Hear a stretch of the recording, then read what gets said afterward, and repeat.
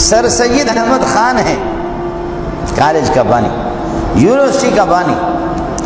اسی دور میں مولانا محمد قاسم نانوتوی اور حاجی محمد عابد، دیوبند کی بنیاد رکھنے والا حاجی محمد عابد ہے۔ حضرت نانوتوی نے پڑھایا تو مشہور ہو گیا کہ محمد قاسم نانوتوی۔ حاجی عابد نے اور محمد قاسم نانوتوی نے دیوبند کی بنیاد جس زمانے میں رکھی، ان کے مقابلے میں علی گڑھ یونیورسٹی کی بنیاد سر سید احمد خان، آپ نے دیکھا اتنی بڑی داڑھی ہے کہ اس کے نیچے پاکستان کے چاروں صوبے چھپ سکتے ہیں۔ دین کا دشمن، اس نے جو تفسیر لکھی ہے وہ کسی مسلمان کی تفسیر نہیں ہے، اس کو پڑھ لیں علماء۔ نہ بریلوی اس کی تصدیق کرے گا، نہ جماعت اسلامی والا کرے گا، نہ اہل حدیث کریں گے، نہ دیوبندی۔ میں ایک دیوبندی یہاں بیٹھ کر کے بات نہیں کر رہا، تفسیر لکھی۔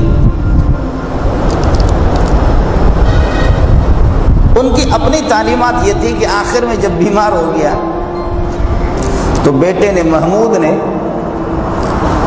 گریباں سے پکڑ کر کے تھپڑ لگایا کہ کتے کا بچہ نہ مرتے ہو نہ زندہ ہو، دفع ہو جاؤ یہاں سے۔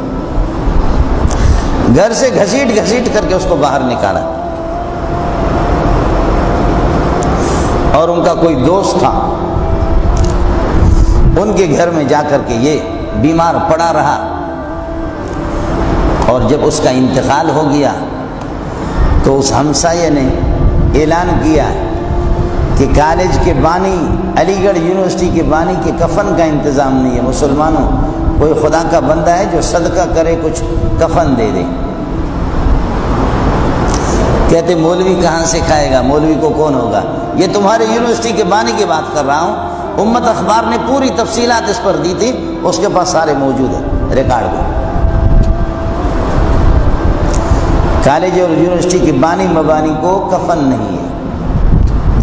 آج مولوی منظور مرے، خدا کی قسم لاکھوں لوگ کفن نہیں قربانی دینے کے لیے تیار ہیں، جبکہ ایک غریب کا بیٹا ہوں، ایک سمجھے بکری چرانے والے کا بیٹا ہوں،